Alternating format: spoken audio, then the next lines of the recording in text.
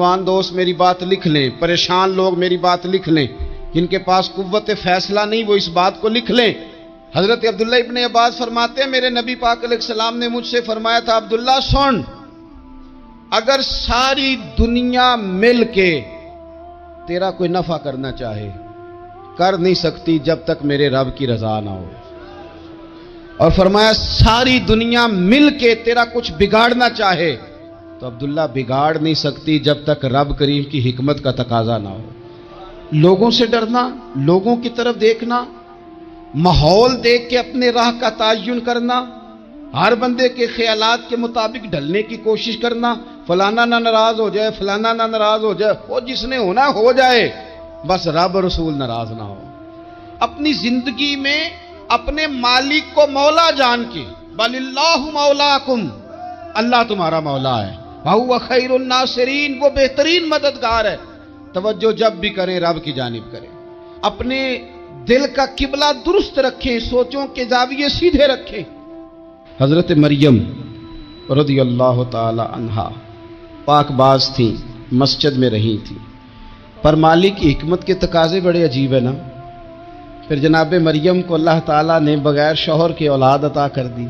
یہ بات ہی ایسی تھی، وہ کسی نے کہا تھا کہ مخلوق تو فنکار ہے اس درجہ کے پل بھر میں سنگے در کعبہ سے بھی اصنام تراشے، تم کون ہو کیا چیز ہے داغے کبابی، لوگوں نے تو مریم پہ بھی الزام تراشے۔ تو لوگوں نے کہا کدھر سے لے آئی بچہ، تیرا باپ تو ایسا نہیں تھا، کہاں سے لے آئی؟ اللہ کرے میں آپ کو سمجھا سکوں، ذرا اپنے آپ کو وہاں کھڑا کریں کہ ایک پاک باز عورت، پاک باپ کی بیٹی، طیب ماں کی بیٹی، اور اللہ کے گھر میں پرورش پانے والی خاتون، ایک وہ وقت اور ایک یہ وقت کہ اس عورت کو کٹہرے میں کھڑا کر کے پوچھا جا رہا ہے کہ معاذ اللہ تیری گود میں بچہ جائز نہیں ہے، کہاں سے لائی ہے؟ اب خود سے صفائیاں بندہ کتنی کو دے، کتنی کو وضاحتیں کرے۔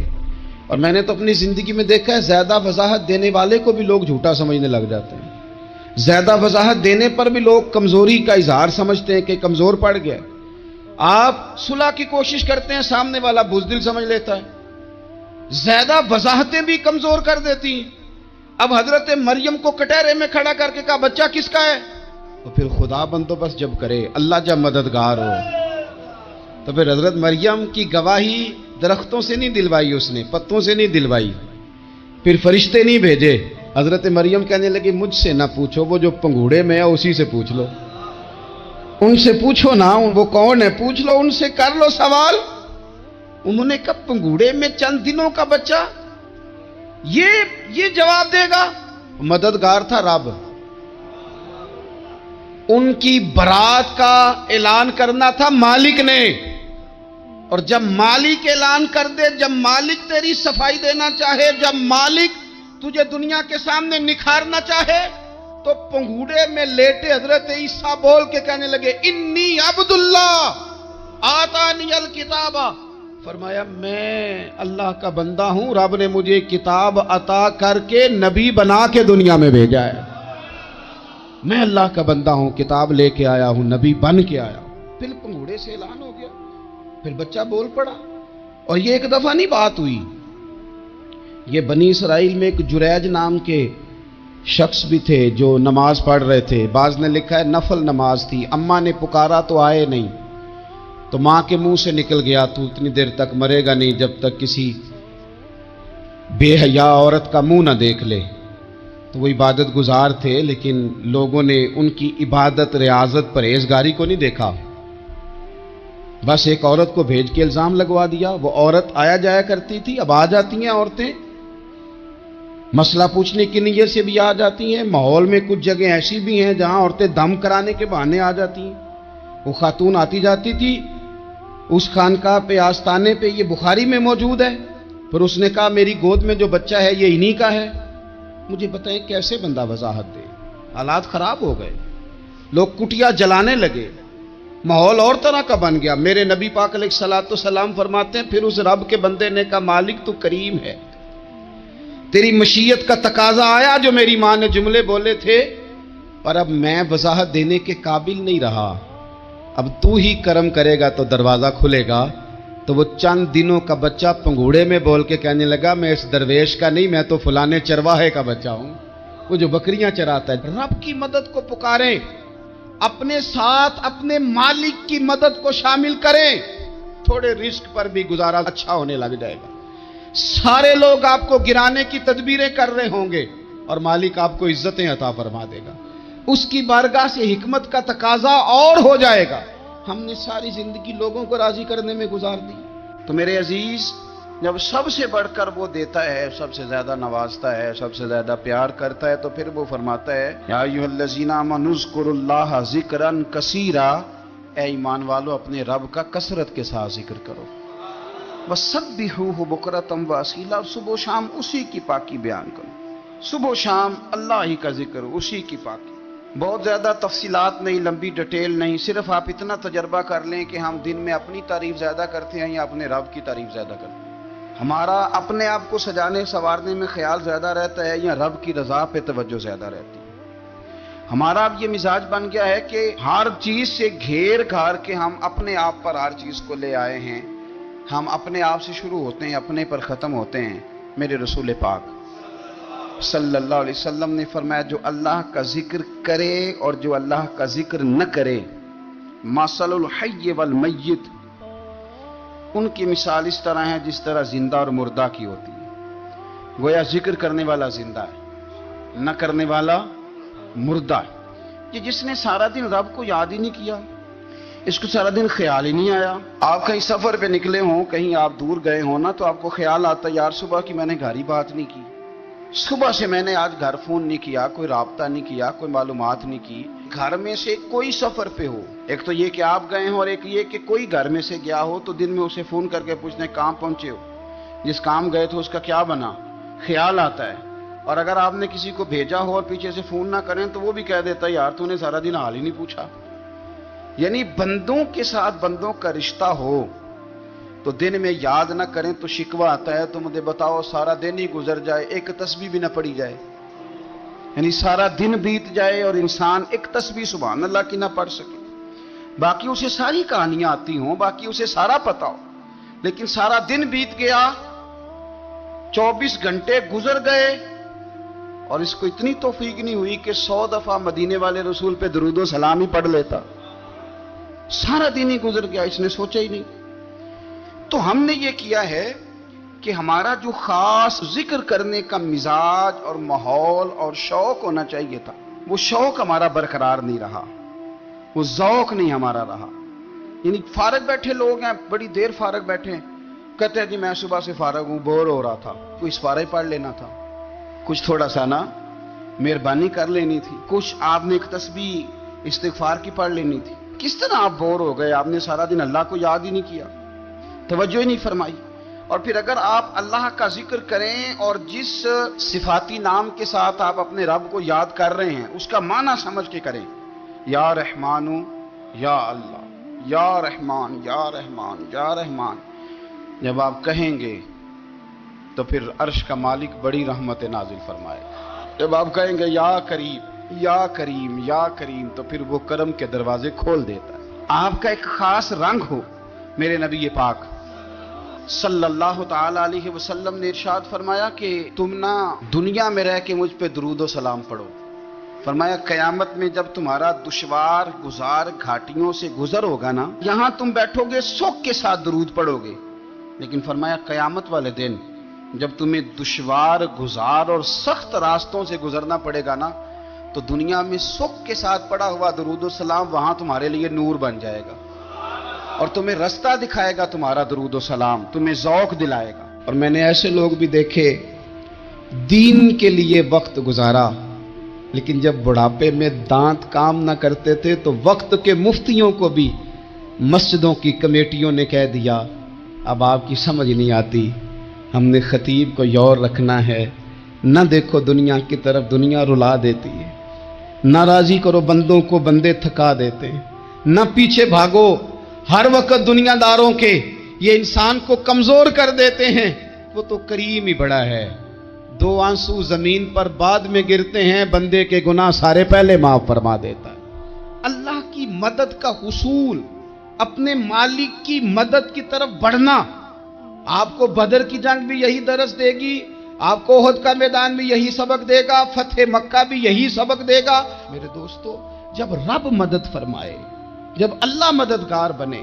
دوستوں سے ایک بات اکثر کرتا ہوں, میں کہتا ہوں کہ جتنے درد سے آپ امیر کو اپنی کہانی سناتے ہیں نا, اور جس طرح آپ کے آنسو بات کرنے سے پہلے گر جاتے ہیں کہ غریب ہیں, بچیاں ہیں, کاروبار نہیں, او میرے سنگیو, اس سے آدھے آنسو اپنے رب کی بارگاہ میں بکھیرو, اس کے حضور عرض گزار ہو جاؤ, اس سے طلب کرو. ایک وقت انسان پر زندگی میں ایسا آتا ہے کہ اسے یوں محسوس ہوتا ہے کہ میرا سایہ بھی ذرا سا پیچھے ہٹ گیا ہے. اسے یوں لگتا ہے کہ میں کسی سہارے پہ ہاتھ ڈالتا ہوں تو وہ بھاگ جاتا ہے مجھ سے. لیکن مالک کی بارگاہ ایسی عظیم بارگاہ ہے, رب رسول کے آستانے اتنے بڑے ہیں کہ آپ جب وہاں کشکول طلب دراز کرتے ہیں تو جھولی پھیلانے میں دیر لگتی ہے, ان کو بھرنے میں تو کوئی دیر نہیں لگتی. ہم نے اپنا سوچ کا قبلہ ہی دنیا کو بنا لیا ہے. یہ جو اللہ والوں کی مدد ہے یہ تو یعنی اللہ ہی کی مدد ہے, لیکن یہ جو سیٹھوں کی طرف توجہ کرنا, نوابوں کی طرف توجہ کرنا, دنیا داروں کی طرف توجہ کرنا, اور اپنا مزاج اس طرح کا بنا لینا, یارو گردن کو جھکا دیتا ہے خیرات کا پتھر, جہاں میں مانگنے والوں کے سر کبھی اونچے نہیں ہوتے. اور اقبال کہتے ہیں غیرت ہے بڑی چیز جہان تگ و دو میں, پہناتی ہے یہ فقر کو تاج سردارا. میں عرض کروں گا کہ اپنی آپ جب توجہ کا قبلہ اللہ رسول کو بنائیں گے تو رب فرماتے ہیں وَيَرْزُقْهُ مِنْ حَيْثُ لَا يَحْتَسِبُ, میں نہ تجھے وہاں سے رزق دوں گا جہاں سے کبھی تیرا گمان بھی نہیں کیا ہوگا, یہاں سے بھی مل سکتا ہے, تو نے سوچا بھی نہیں ہوگا. بخاری شریف میں حدیث ہے, حضرت جابر ابن عبداللہ فرماتے ہیں نبی پاک صلی اللہ علیہ وسلم نے 300 لوگوں کا ایک لشکر روانہ کیا کسی مہم کے لیے, کسی جہاد کے لیے. حضرت ابو عبیدہ بن جراح رضی اللہ تعالیٰ عنہ امیر لشکر تھے. فرماتے ہیں غربت اتنی زیادہ تھی, بھوک اتنی زیادہ تھی کہ ایک ایک کھجور دن میں ایک وقت کھانے کو ملتی تھی, اور کچھ دن ایسے آئے کہ اب کھجور بھی نہیں مل رہی. فرماتے ہیں اتنی زیادہ بھوک لگی مجاہدین کو 300 بندہ پتے کھا کے گزارا ہونے لگ گیا. یہ بخاری میں موجود ہے. آپ فرماتے ہیں کہ دریا کے کنارے ہمارا پڑاؤ تھا, ٹھہراؤ تھا. جب بھوک سے نڈھال ہو گئے نا, وَيَرْزُقْهُ مِنْ حَيْثُ لَا يَحْتَسِبُ, اللہ وہاں سے روزی دیتا ہے, گمان بھی نہیں ہوتا. فرماتے ہیں ایک مچھلی اللہ تعالیٰ نے دریا کے کنارے بھیجی. فرماتے ہیں وہ تھی تو مچھلی پر پہاڑ جتنی تھی. بخاری میں لفظ ہیں, حضرت جابر ابن عبداللہ رضی اللہ تعالیٰ عنہ فرماتے ہیں 300 آدمی 18 دن تک اس مچھلی کو کھاتے رہے, مچھلی ختم ہی نہیں ہوئی. مچھلیاں نہیں, مچھلی. کہتے ہیں 18 دن 300 بندہ کھاتا رہا, مچھلی ختم ہی نہیں ہوئی. اور فرماتے ہیں کہ اس کی ہڈی نکال کے, کانٹا کہیں گے آپ اپنی زبان میں, کہتے ہیں وہ نکال کے نا تو اس کو کھڑا کیا نا جب, تو اونٹ کجاوے سمیت اس کے بیچ سے گزر جاتا تھا, 2 اس کے کانٹے جوڑے. فرماتے ہیں وہ اس کا گوشت ہم کھاتے تھے اور اس کی چربی بطور تیل کے ہم جسموں پہ ملتے تھے, بیماروں کو اس سے سکون آتا تھا, تندرستی شفا ہوتی تھی.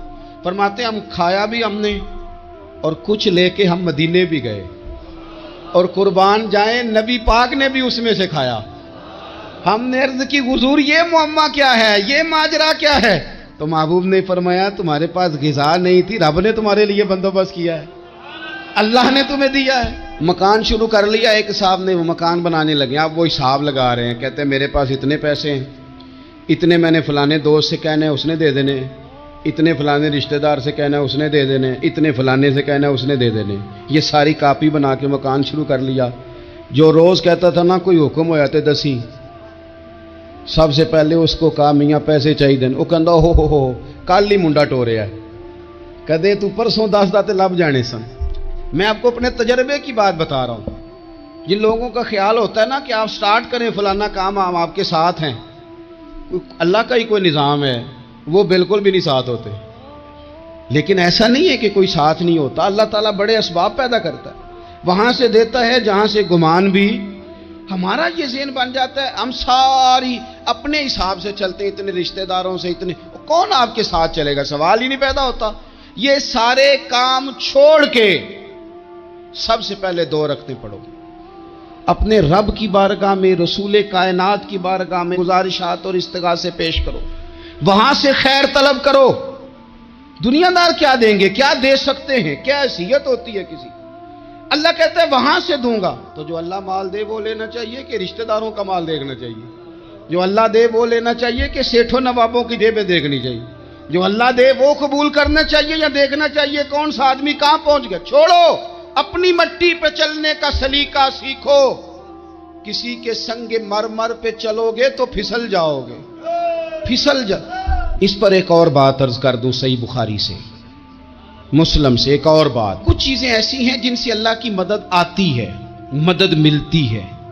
ایک چیز ان میں سے ایسی ہے جس سے بہت مدد نازل ہوتی، وہ ہے کہ جب رب آپ کو دے نا تو پھر آپ بھی اس کے رستے میں دیں، پھر مدد آتی ہے، پھر اور آتا ہے۔ بخاری مسلم میں حدیث ہے، یہ زیادہ ہی توجہ طلب امر ہے، اس پر آپ غور کریں گے۔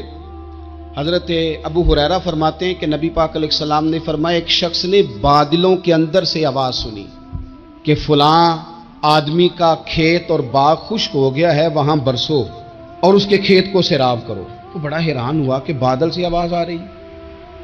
پھر اس نے دیکھا کہ ایک پہاڑی پر بارش ہوئی، وہ بادل وہاں برسا، پھر نالیوں سے ہوتا ہوا پانی ایک طرف چلا۔ تو جس نے آواز سنی تھی، حضور بیان کر رہے ہیں، وہ بھی پیچھے پیچھے چلا کہ پانی کدھر جا رہا ہے۔ اس نے جا کے دیکھا کہ ایک مقام پہ ایک باغ کو وہ پانی لگ رہا ہے اور ایک آدمی وہ پانی لگا رہا ہے۔ اس نے اس سے پوچھا تیرا نام کیا ہے؟ اس نے کہا کیوں؟ کہنے لگا بتا نا۔ اس نے نام بتایا تو کہنے لگا یہی تو وہ نام ہے جو میں نے بادلوں کے اندر سے سنا ہے کہ فلاں کے کھیت کو پانی دے دو۔ اس نے کہا یار تو کیا عمل کرتا ہے کہ اسپیشل تیرے لیے بارش برسے؟ یہ بخاری پڑھ رہا ہوں، سیاستہ سے حدیث عرض کر رہا ہوں۔ اس سے پوچھا تو کیا کام کرتا ہے کہ جناب اللہ تبارک و تعالیٰ کا حکم کرم آیا کہ خاص تیرے لیے پانی برسے اور تیرے کھیت کو سیراب کرے؟ تو اس نے کہا چھوٹا ذمہ دار ہوں، پر جب فصل اگتی ہے تو 3 حصے کرتا ہوں، ایک حصہ اپنے بال بچوں پہ، بہن بھائیوں پہ خرچ کرتا ہوں، ایک حصہ پورا، اور ایک حصہ دوبارہ کاشتکاری پہ لگاتا ہوں، اور تیسرا حصہ خالص میں نے مسکینوں، یتیموں اور غریبوں کے لیے رکھا ہوا۔ وہ جو تیسرا حصہ، اللہ کرے آپ سمجھیں، وہ رب کے بندوں پہ تیسرا حصہ خرچ کرتا ہے نا، تو کریم مالک نے فرمایا جہاں سے غریب کا حصہ جاتا ہے وہ کھیت خشک نہیں رہنا چاہیے، وہ جہاں سے مسکین روٹی کھاتے ہیں وہ خشک نہ رہے، جہاں سے یتیموں کو کچھ آتا ہے کہیں اس کی فصل رہ نہ جائے۔ میں اور آپ بھی اگر اپنے مال میں مسکینوں، یتیموں، غریبوں کے حصے رکھ لیں گے تو فصلیں خشک نہیں رہیں گی، ان کے اندر تازگی آئے گی، نور آئے گا، کرم آئے گا، خاص کر خدا کی رحمت برسے گی۔ مدد اللہ سے چاہیں، اپنی توجہات کا مرکز رب رسول کی ذات کو بنائیں، پھر آپ محسوس کریں گے کہ بڑی جلدی اللہ تعالیٰ کی مدد آنے لگی ہے۔ کبھی آپ صرف کہہ دیں نا میرا رب میرے ساتھ ہے، اس لفظ میں اتنی طاقت ہے کہ دشمن ویسے زیر ہو جاتا ہے۔ زندگی میں کسی سے بھی لڑائی ہو تو اچھی طرح سوچ لیں کہ اللہ اس طرف ہے یا اس طرف ہے۔ اگر آپ زیادتی پہ ہیں تو پھر رب مظلوم کی جانب ہے۔ اگر اللہ کی مدد آپ کے ساتھ ہے تو دنیا کی کوئی طاقت آپ کو گرا نہیں سکتی، اور اگر آپ مظلوم کے مقابلے میں ظالم بن کے آپ کھڑے ہو گئے ہیں اور آپ نے رویہ وہ اختیار کیا ہے کہ جس میں مدد نہیں آئے گی، تو پھر یاد رکھ لیں کہ آپ کوئی بھی ہیں، کہاں بھی ہیں، آپ کمزور ہیں۔ طاقتور تھے ابتدائے اسلام میں، ظاہری طاقت تھی کفار مکہ کے پاس، وہ ڈنڈوں سے مارتے تھے غریبوں کو، ان کے ہاتھوں میں ڈنڈے تھے، پر خدائی طاقت ان مظلوموں کے ساتھ تھی۔ صاحب زرقانی نے لکھا ہے، حضرت زنیرہ رضی اللہ تعالیٰ عنہ ایک لونڈی ہیں، غریب ہیں، ماڑے دا کی کام محمد نس جانا یا رونا، غریب سادی بی بی اور لونڈی کنیزہ، ایک مشرک کی کنیزہ تھی، انہوں نے کلمہ پڑھ لیا، وہ ڈنڈوں سے مارتا، دروں سے مارتا، تکلیف دیتا۔ حضرت زنیرہ رضی اللہ تعالیٰ عنہ کو اتنا مارا، اتنا مارا۔ اب آپ ایک اور پہلو پر بھی غور کریں، مار بھی پڑ رہی ہے پر خدا ادھر ہی ہے، اللہ کی مدد ادھر ہی ہے۔ رب کہتا ہے کہ پہلے تو صبر کرنا، ان اللہ مع الصابرین، تو صبر کرے گا تو پھر رب کی معیت ملے گی، ذرا ٹھہرنا، تو تھوڑا ڈٹنا۔ ان الذین قالوا ربنا اللہ ثم استقاموا تتنزل علیہم الملائکہ، تو کہے اللہ میرا رب ہے، پھر تو پہلے ڈٹ، پہلے تو نے ڈٹنا ہے۔ ثم استقاموا، جو ڈٹ گیا، تتنزل علیہم الملائکہ، ڈٹنے والے کے لیے مدد آتی، پہلے تھوڑا ٹھہرنا پڑتا ہے، پہلے تھوڑا صبر کرنا پڑتا ہے، حوصلہ کرنا پڑتا، اس کے بعد مدد آتی۔ مار پڑ رہی ہے، مارا جا رہا ہے، حضرت زنیرہ کو ان کا مالک جو ہے ظاہری آقا وہ مار رہا ہے، یہ کنیزہ ہے، اتنا مارا ان کی بینائی چلی گئی، نظر آنا بند ہو گیا۔ ابو جہل آیا اور کہنے لگا زنیرہ دیکھا نا ہمارے بت تیری آنکھیں لے گئے، معاذ اللہ، لات و منات ہمارے بتوں نے تجھے اندھا کر دیا۔ اب ایسا نہیں ہے کہ بی بی روتی جا رہی ہے، مایوسی معاذ اللہ، پریشانی، غریبی بڑی ہے، پوچھنے والا کوئی نہیں، یہ باتیں نہیں۔ کیا جملے ہیں خاتون کے، کیا لفظ ہیں۔ ابو جہل نے تنزیہ کہا معاذ اللہ، کہنے لگا دیکھا نا ہمارے بتوں نے تجھے اندھا کر دیا۔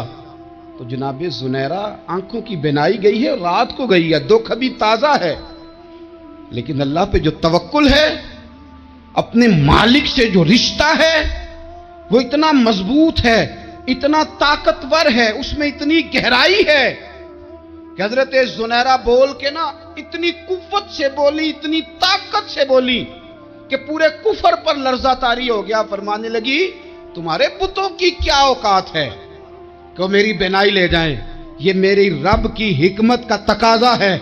جب تک اس نے چاہا زنیرہ دیکھتی رہی، اور جب اس نے چاہا زنیرہ کی آنکھوں کی بینائی چلی گئی، اور اگر وہ چاہے گا نا تو بینائی واپس بھی کر دے گا۔ اگر ہو ذوق یقین پیدا تو کٹ جاتی ہیں زنجیریں، اگر وہ چاہے گا تو بینائی آ بھی جائے گی۔ حضرت زنیرہ نے رات کو یہ لفظ کہے، ابو جہل اور سارے کفار ڈر کے سن کے چلے گئے۔ آپ اطمینان سے آ کے بستر پہ سوئی، جب سویرے اٹھی تو اللہ نے آنکھوں کی روشنی واپس کر دی تھی۔ آنکھوں کی اب چھڑی پکڑی ہے، بازاروں میں گھومتی ہے، کہتی ہیں بلاؤ کدھر ہے تمہارے نات و منات، دیکھو میرے رب نے روشنی واپس کر دی۔ آ کر میرے ساتھ ادھر آ، ستمگر ہنر آزمائیں، تو تیر آزما ہم جگر آزمائیں۔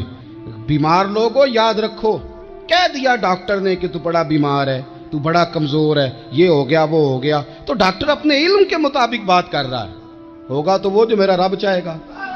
کمزور ہو جانا، پریشان ہو جانا، تکلیف میں آ جانا، پتہ نہیں بات ہو گئی ہے تو جانے کیا ہو جائے گا۔ اپنی زندگی کے اندر اپنے رب سے رشتہ مضبوط کریں، رسول کائنات سے رشتہ مضبوط کریں، اللہ والوں سے رشتہ مضبوط کریں۔ حضرت زنیرہ نے پیغام دیا کہ زندگی میں جو جینا چاہتے ہیں تو وہ رب کا نام لے کے جی سکتے ہیں، جو اپنی زندگی میں خوشیاں دیکھنا چاہتے ہیں تو رسول اللہ کے نام پر خوشیاں دیکھی جا سکتی ہیں۔ توکل کی بنیاد پر بندہ خوشیاں لے سکتا ہے، اور اگر انسان میں توکل نہیں ہے تو پھر وہ اس کالے جادو سے بھی ڈر رہا ہے، وہ نیلے سے بھی ڈر رہا ہے، وہ پیلے سے بھی ڈر رہا ہے، وہ فلانے سے بھی ڈر رہا ہے، وہ میرے خلاف فلانا رشتہ دار سازش کر رہا ہے تو ڈر رہا ہے، فلانا میرے بارے میں یہ کر رہا ہے تو ڈر رہا ہے، وہ پتہ نہیں دنیا ادھر ہو جائے گی تو کیا ہو جائے گا، اٹھ باندھ کمر کیوں ڈرتا ہے، پھر دیکھ خدا کیا کرتا ہے۔ تو اس ساری گفتگو کا نچوڑ آپ کو یہ عرض کیا ہے، سب سے پہلے تو یہ کہ میدانوں میں مدد بھی اللہ کی، رزق میں مدد بھی اللہ کی، فصلیں خشک ہوں تو مدد پھر بھی اللہ کرے، تو پھر ساری مدد، اور اگر انسان بیمار ہو تو پھر بھی مدد اللہ کی۔ تو اپنے اللہ کی جانب توجہ کو بڑھائیں، آپ اللہ سے مدد کے سوالی بنیں۔ ترمذی کی ایک حدیث ہے، میں آپ کو زندگی کا تجربہ بتاتا ہوں کہ جب میں بڑا پریشان ہوتا ہوں تو یہ والی روایت کھول لیتا ہوں، مزہ دیتی ہے۔ میرے نبی پاک علیہ السلام نے فرمایا اپنے دکھ سیٹھوں نوابوں کو نہ کہنا، مالداروں کا نہ کہنا، ورنہ اللہ تمہیں کبھی غنی نہیں کرے گا۔ فرمایا اپنے دکھ اپنے رب کی بارگاہ میں عرض کرنا، جلدی کرے یا دیر سے کرے اللہ تمہیں لوگوں سے بے نیاز کر دے گا۔ اللہ تمہیں غنی کر دے گا. رات کو بیٹھو نا اس کی بارگاہ میں, اسے دکھڑے سناؤ, چھوٹی چھوٹی باتیں. حضور نے فرمایا نمک بھی مانگو تو رب سے مانگو. چھوٹی چھوٹی بات سے شروع کرو نا. جب بندہ شروع کرتا ہے نا چھوٹی چھوٹی چیزیں تو بڑی ساری چیزیں, یہ اس طرح ہوتا ہے جیسے بندہ رب سے گفتگو کر رہا ہے. مالک مجھے یہ چاہیے, مالک میں یہاں کمزور ہوں, اللہ میں یہاں پریشان ہوں. آپ یہ کر کے تو دیکھیں, لمبی لمبی دعائیں مانگ کے تو دیکھیں. اس کے جب میں داخل ہوا تو اس نے جاتے ہی مجھ سے پوچھا سب سے پہلا سوال یہ کہ تمہیں جنرل نالج کی بھی کچھ معلومات ہے یا شعبے کے آدمی ہو؟ تو میں نے کہا جناب پوچھیے. تو انہوں نے پاکستان کا حدود اربہ پوچھا تو میں نے فٹافٹ بتا دیا. پھر انہوں نے مجھ سے پوچھا کہ یہ جو مینار پاکستان ہے اس کی تجویز کس شخص نے دی تھی؟ تو میں نے فٹافٹ اس کا بھی نام بتا دیا. پھر شارٹ ہینڈ کے ایک دو سوالات اس نے کیے تو وہ بھی میں نے بتا دیے, تو الحمدللہ کامیاب ہو گیا. میں نے کہا بیٹے جب تو ناکام ہوا تھا تو اللہ کی مرضی تھی, اور کامیاب ہوا ہے تو میں لگا دیے. اب اللہ کی مرضی کدھر گئی؟ یہ اتنا بڑا نقص ہے انسانی فطرت کا, اتنی بڑی کمزوری ہے کہ معاذ اللہ تعالی ہم کمزوریاں قدرت کے کھاتے میں ڈال دیں, اور ناکامیاں قدرت کے کھاتے میں, اور کامیابیاں. کیا تماشا. حالانکہ ہونا یہ چاہیے تھا کہ جہاں انسان کمزور پڑے تو کہے میری غلطی تھی. صوفیاء یہ سبق دیتے ہیں, اللہ کے بندے یہ پیغام دیتے ہیں کہ جب تو کہیں ناکام ہو جائے تو سمجھ جائے تیری, اور جب تو کامیاب ہو جائے تو سمجھ رہے اللہ راضی ہو گیا تھا, اللہ نے رحمت کر دی, اس نے فضل کیا. تو یاد رکھیں استغفار, کئی چیزوں پہ استغفار ہوتا ہے, کئی چیزوں پہ, اور استغفار کا نفع ملتا ہے. کیا نفع ملتا ہے؟ وہ سورہ نوح کی آیت نمبر 10, 11 اور 12 میں اللہ نے بیان فرمایا کہ استغفار صرف گناہ سے معافی چاہنے کا نام نہیں, بلکہ استغفار کا تمہیں فائدہ ملے گا. کیا؟ رب فرماتے ہیں فَقُلْتُ اسْتَغْفِرُوا رَبَّكُمْ. جب حضرت نوح کی قوم قحط کا شکار ہو گئی, آزمائشیں آ گئیں, تو آ کے حضرت نوح سے کہنے لگے اب ہم کیا کریں؟ تو کیا کہا حضرت نوح نے؟ فرمایا فَقُلْتُ اسْتَغْفِرُوا رَبَّكُمْ. آپ نے فرمایا اپنے رب سے استغفار کرو, اپنے رب سے. انہوں نے قحط کی بات کی, انہوں نے کہا کہ کھیتیاں اجڑ گئی ہیں, بارش نہیں ہو رہی, قحط کی بات کی. آپ نے کیا کہا؟ استغفار کرو. کیوں کہ انہو کان غفارا, بے شک اللہ بڑا ہی بخشنے والا. وہ کیا کرے گا؟ یرسل السماء علیکم مدرارا, وہ تم پر موسلا دار بارش برسائے گا. جب تم استغفار کرو گے تو اللہ موسلا دار بارش برسائے گا. وَيُمْدِدْكُمْ, اور وہ تمہاری مدد کرے گا. استغفار کرنے والے کی اللہ کیسے مدد کرے گا؟ بِأَمْوَالٍ وَبَنِينَ, تمہیں مال بھی عطا کرے گا اور بیٹے بھی عطا کرے گا. بارش بھی دے گا استغفار کرنے والے کو, اور مال اور اولاد سے اس کی مدد بھی کرے گا. وَيَجْعَلْ لَكُمْ جَنَّةٍ وَيَجْعَلْ لَكُمْ أَنْهَارًا, اللہ تمہیں جنت بھی عطا کرے گا اور تمہیں نہریں بھی عطا فرمائے گا. تمہارے لیے جنت بھی بنائے گا, انہار بھی بنائے گا. توبہ کا, استغفار کا تمہیں یہ فائدہ ملے گا. ایک استغفار, ہمارے بزرگوں نے وہ لکھا ہے کہ جب انسان کو اللہ نعمتیں دیتا ہے تو پھر رب کا حکم ہے کہ اس پر شکر بھی کرے. نعمتوں پر اللہ کا شکریہ نہ کرنے پر بھی استغفار کرنا چاہیے. اے اللہ تو نے بڑا کچھ دیا تھا پر میں شکر ادا اس پر بھی. ہمارا تو اب یہ حال ہے کہ جو ہمارے پاس چیزیں ہیں وہ ہم کہتے ہیں یہ تو میرا حق تھا, لیکن جو نہیں وہ مجھے فٹافٹ ملنی چاہیے.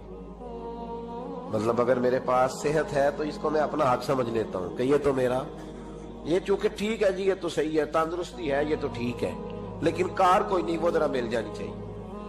اولاد تو میرے پاس ہے, وہ تو میرا حق تھا, میرا رائٹ تھا, معاذ اللہ وہ تو ہم نے حق بنا لیا. اور میرے پاس بنگلہ کوئی نہیں, وہ مجھے فٹافٹ مل جانا چاہیے. بھئی یہ کس طرح تیرا حق تھا, کس حساب سے؟ یعنی جو چیزیں ہیں ان کو سنبھالنے کی فکر نہیں ہے, اور جو نہیں ہے ان کے طلب کی فکر لگی ہوئی ہے.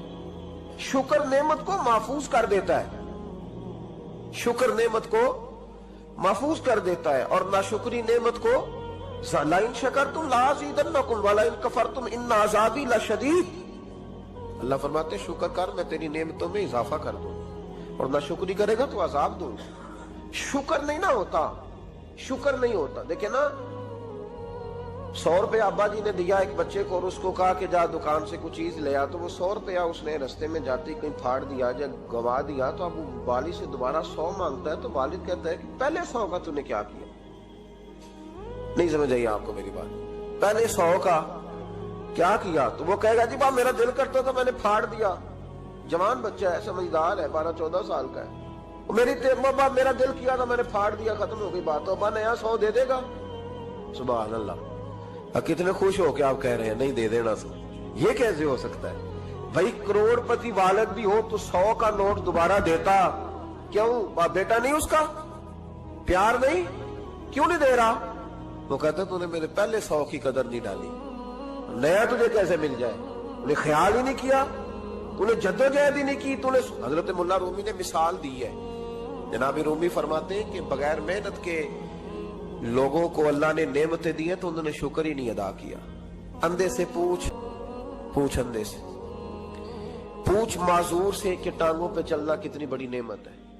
कभी पूछ उससे जिसका मकान तो एक कनाल में है पर रोने वाला बच्चा कोई भी नहीं। पूछ उससे जिसकी जेबें दौलतों से भरी हुई है पर कोई नहीं कहता कि अब्बा 10 रुपए देना। पूछ ये कितनी बड़ी तकलीफ है। हजरत रूमी ने लिखा है, तो फरमाते हैं कि एक वालिद था, उसने बड़ी दौलत कमाई थी, तो उसका बेटा बेदरेग ही उड़ाता रहता था। कभी इधर पैसे भगा दिए, कमाए नहीं थे ना, मेहनत नहीं ना की थी, कमाए नहीं थे। वालिद बड़ा समझाता था पर समझ नहीं आती थी। एक दिन उसके अब्बा के ज़हन में एक बात आई, वो कहने लगा बेटे यार मैं कंगाल हो गया हूँ, अचानक हालात खराब हो गए, एक आना मुझे चाहिए, दवाई खरीदनी है, कहीं से लेके आओ। उसने कहा अब्बा मसला ही कोई नहीं, यार ही बड़े हैं, बहुत सारे लोगों के साथ रात में जाता हूँ रोटी खाने होटल में, कई हैं जो मेरा इंतजार कर रहे होते हैं, फेसबुक वाले और जनाब वो सेल्फी वाले, बड़े सारे हैं जो कहते हैं तेरे बगैर गुजारा ही नहीं।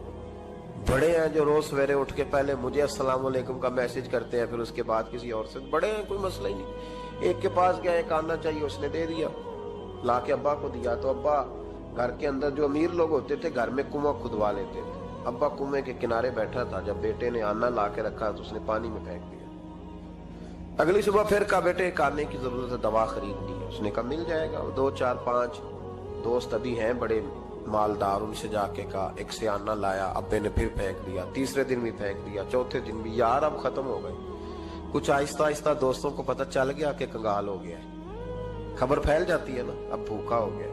अब आहिस्ता आहिस्ता मोबाइल बंद होने लगे, आहिस्ता आहिस्ता जो है वो नंबर ब्लॉक होने लगा, हालात बिगड़ गए। अब जब उसे पता था कि यार तो अब दरवाजा खटखटाता हूं तो कहते हैं कि उसे कह दो मैं घर नहीं, अब्बा ने तो आना मांगना है और मैं बेदरेग दौलत अब्बा की उड़ाता रहा हूं, अब ये भी नहीं कह सकता कि मुझे देता कोई नहीं। शहर से बाहर निकल गया, सारा दिन मजदूरी की, जद्दोजहद की, कभी काम किया नहीं था, हाथों पे छाले पड़ गए।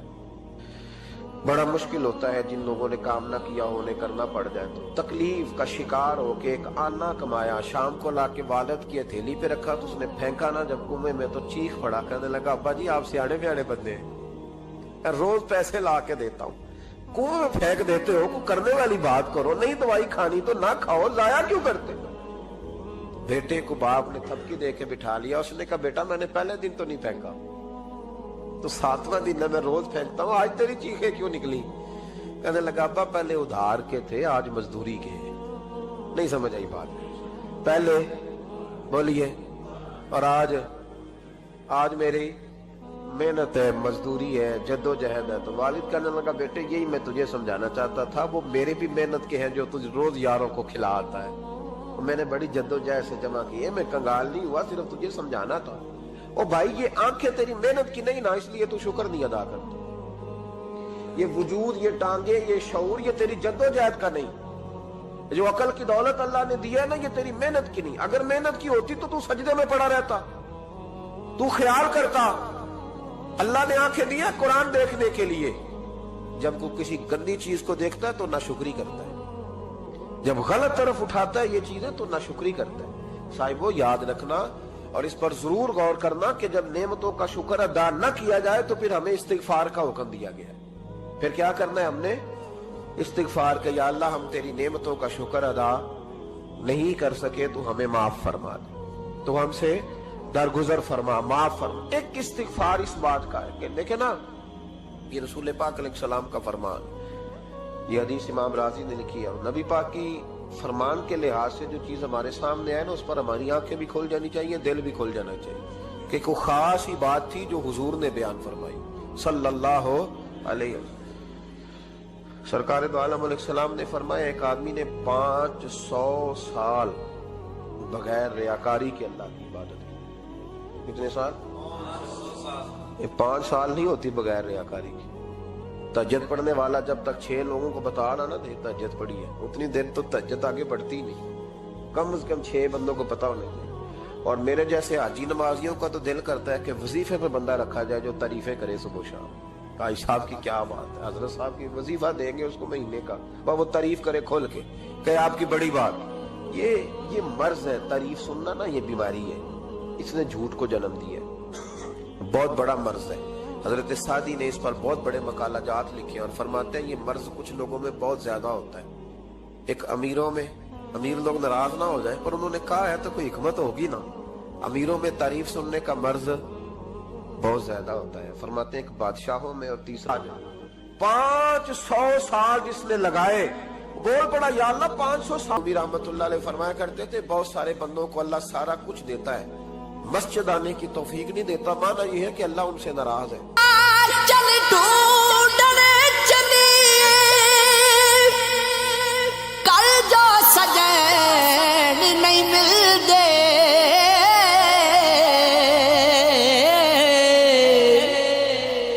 بن تکلیفوں نہیں نہ ملتے، نہیں جھیڑے محرم دل دے،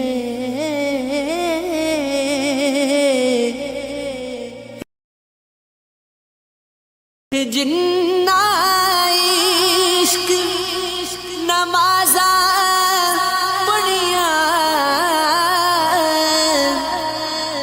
او کدی نہیں مرتے، شک ہووے تے ویکھ لجا کے جاوے کتی مجال محمد بخشار، اتھے پکے ڈیرے لاوے کتی مجال محمد بخشار، اتھے پکے ڈیرے لاوے میٹھا میوہ پیری دیوے پھر بھی بٹے کھاوے، صبر میری دار ویکھ محمد نیکیاں کر دی جاوے، صبر میری دار ویکھ محمد نیکیاں کر دی جاوے، باغ تیرے دی راکھی کر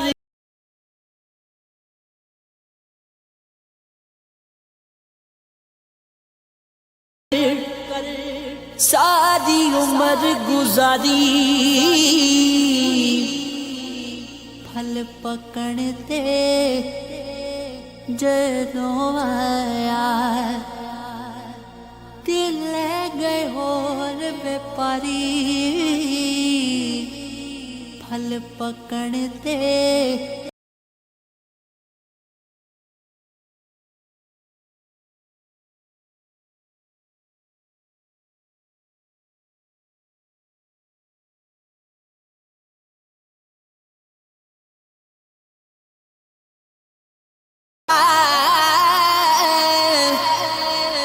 جتنا مل مل تو یہ سینے اندر داغ سجن دے، یاد آوے تے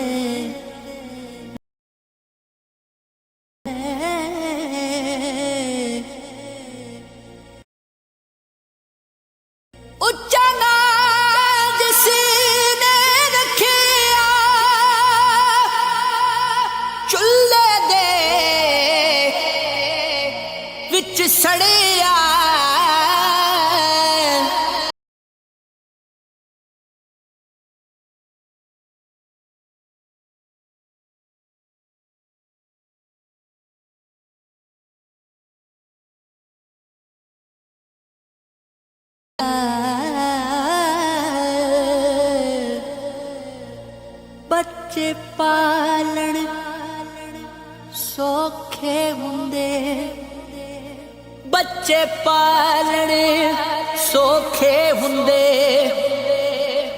ਔਖੇ ਪਾਲਣ ਮਾਪੇ। ਪਿਛਲੀ ਉਮਰ ਇਸ ਨੁਕਤੇ ਦੀ ਸਮਝ ਆ ਜਾਂਦੀ ਆਪੇ। ਪਿਛਲੀ ਉਮਰ ਇਸ ਨੁਕਤੇ ਦੀ ਸਮਝ ਆ ਜਾਂਦੀ ਆਪੇ।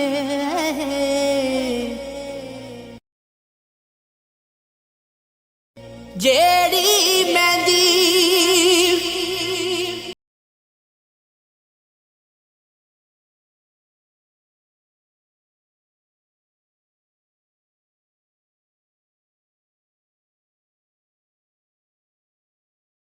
ਗਿਆ ਦੀ ਕਦਰ ਨਾ ਹੋਵੇ,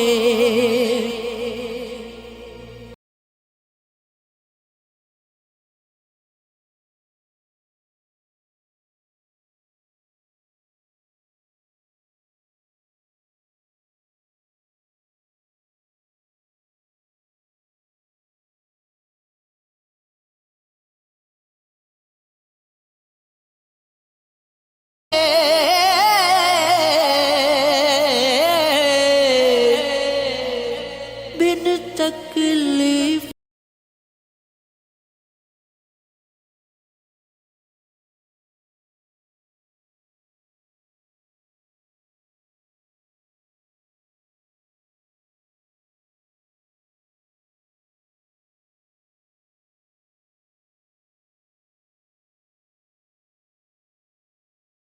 ਤੇ ਜੋ ਕਮ ਨਾ ਆਇਆ, ਦੁਨੀਆ ਤੇ ਜੋ ਕਮ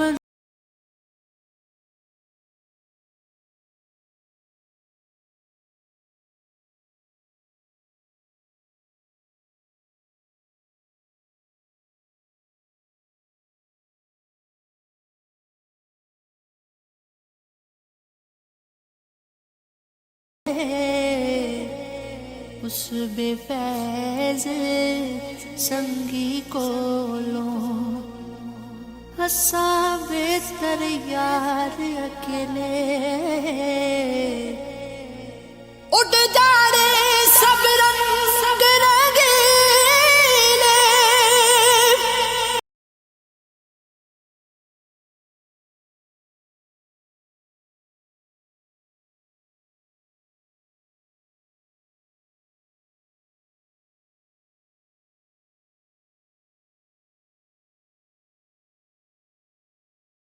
اسی اللہ اللہ